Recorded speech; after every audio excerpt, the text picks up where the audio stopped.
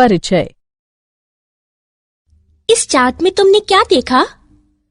ये मानव, chimpanzee, gorilla और 2 अन्य जंतुओं को दर्शाता है, जिनमें कुछ समानताएं व भिन्नताएं होती हैं। हाँ, इन समानताओं और भिन्नताओं का आधार क्या है?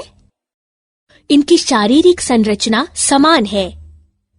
बिल्कुल नहीं, लेकिन समानताओं और भिन्नताओं का आधार सामान्य जीव रूपों से इन जंतुओं का विकास है। ठीक है, क्या तुम ये कहना चाहती हो कि इस चार्ट से पता चलता है कि मनुष्य में पूर्वज चिंपैंजी थे, चिंपैंजी के पूर्वज गोरिल्ला थे और इसी तरह? हाँ, आओ मैं तुम्हें विस्तार से समझाती हूँ कि कैसे पृथ्वी पर एक के बाद एक विभिन्न जीव रूपों का विकास हुआ। उद्देश्य। इस पाठ के अंत में आप निम्न करने में सक्षम हो जाएंगे: विकास के डार्विन सिद्धांत को समझना, प्राकृतिक वर्ण की अवधारणा को समझना, सॉल्टेशन की अवधारणा समझना, हार्डी-वेनवर्ग सिद्धांत को समझना, होमो सेपियंस के विभिन्न पूर्वजों के बारे में जानना। जैव विकास। जैव विकास को विस्तार से समझने के लिए चार्ल्स डार्विन ने 2 मुख्य अवधारणाएं प्रस्तुत की: शाखन अवरोहण, प्राकृतिक वर्ण। शाखन अवरोहण। विकास तब होता है जब अधिक अनुकूल जीव संख्या लक्षण एक पीढ़ी से दूसरी पीढ़ी में जाते हैं।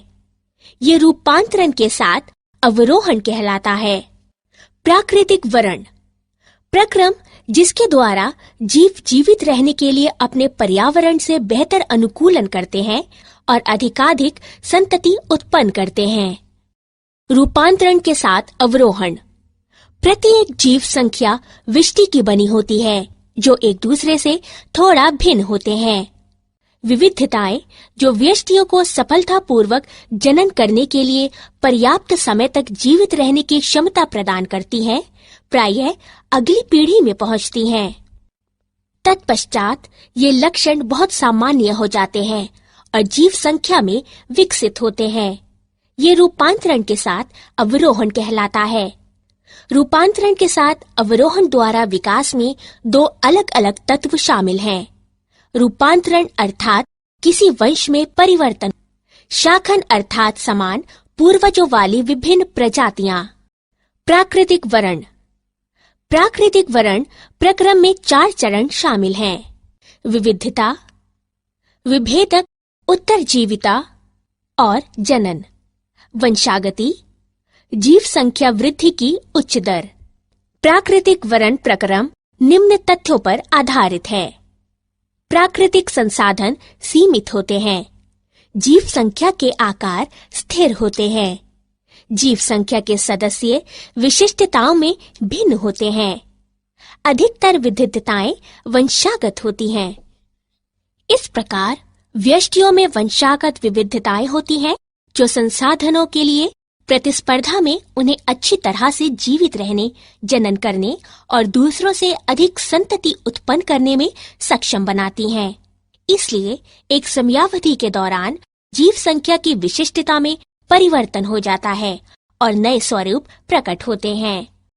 प्राकृतिक वर्ण के उदाहरण: प्रतिजैविक प्रतिरोधी H. पाइलोरी में उत्परिवर्तन होता है, जिसके परिणाम स्वरूप एंजाइम उत्पन्न करने की जानकारी नहीं मिलती है। ये एंजाइम सामान्यतः एक प्रतिजैविक को एक विष में बदल देता है, जिसके कारण मृत्यु हो जाती है।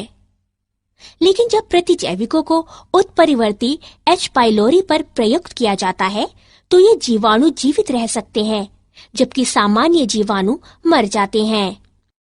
इसलिए प्राकृतिक वर्ण द्वारा जो जानकारी खो देता है, जीवित रहता है और अपने लक्षणों को अपनी संतति में पहुंचाता है। विकास की क्रियाविधि। ह्यूगो डिवेरिस ने बताया कि उत्परिवर्तन अर्थात जीव संख्या में सहसा आने वाले बड़े बड़े परिवर्तन विकास के कारण हैं। ये उत्परिवर्तन यादृच्छिक और दिशाहीन होते हैं। ऐसे उत्परिवर्तन प्रजाति की उत्पत्ति का कारण है और इसलिए सॉल्टेशन विशाल उत्परिवर्तन का बड़ा कदम कहलाते हैं। हार्डी-वेनवर्ग सिद्धांत। हार्डी-वेनबर्ग सिद्धांत के अनुसार जीव संख्या में अलील युग्म विकल्पी आवृत्तियां सुस्थिर होती हैं और एक पीढ़ी से दूसरी पीढ़ी तक निरंतर रहते हैं। जीव संख्या में जीनों की कुल संख्या और उनके अलील जीन कोश अपरिवर्तनीय रहते हैं।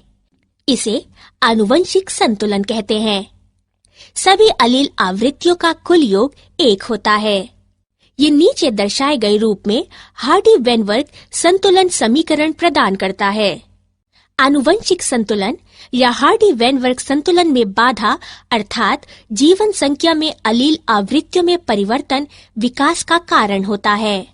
हार्डी-वेनबर्ग संतुलन को प्रभावित करने वाले कारक। निम्नलिखित 5 कारक हार्डी-वेनबर्ग सिद्धांत को प्रभावित करते हैं। जीन प्रवाह, आनुवंशिक अपवाह, उत्परिवर्तन, आनुवंशिक पुनर्योग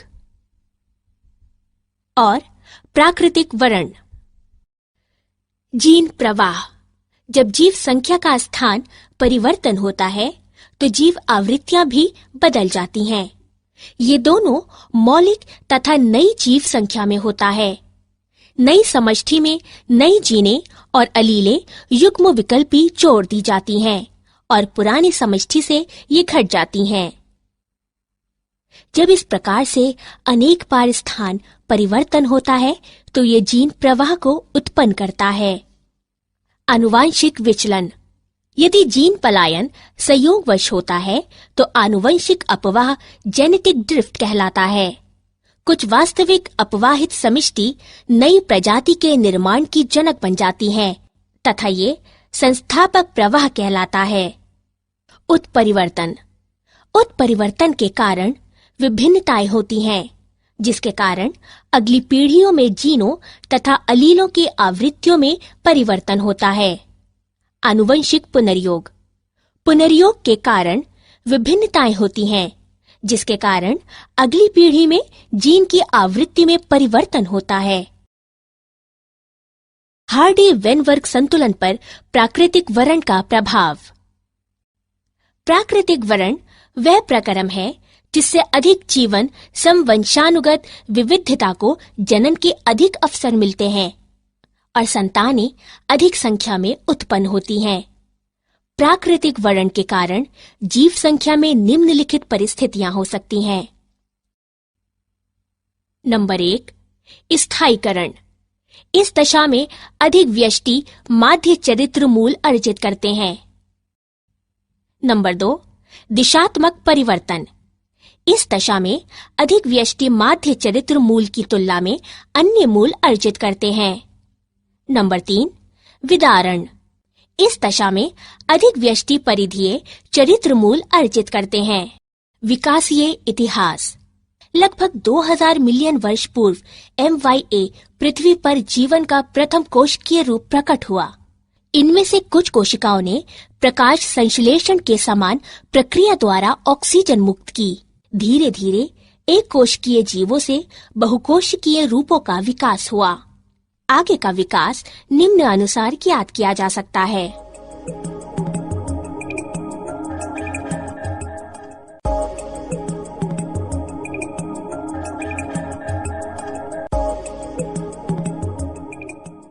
स्तनधारियों का विकास। पहले स्तनधारी प्राणी श्रू जैसी स्तनधारी थे। जब सरीसृपों की कमी हुई तब स्तनधारी प्राणियों ने स्थल पर कब्जा कर लिया। कुछ स्तनधारी प्राणी पूरी तरह से जल में रहते थे, जैसे व्हेल, डॉल्फिन, समुद्री गाय आदि। स्तनधारी जरायुज होते थे और अपने अजन्मे शिशु को मां के शरीर के भीतर सुरक्षित रखते थे।